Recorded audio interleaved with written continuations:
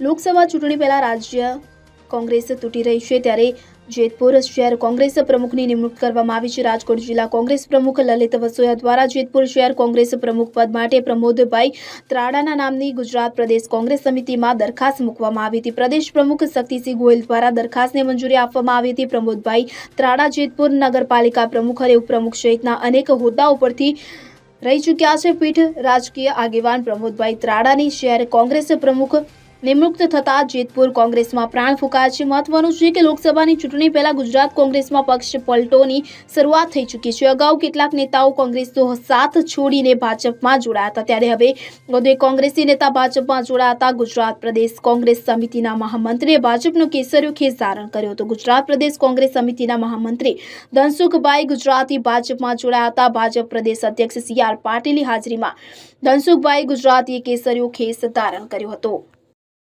Bureau report CN24 news. હવે જુઓ દેશ દુનિયાની તમામ ખબરો તમારી આંગળીના ટેરવે।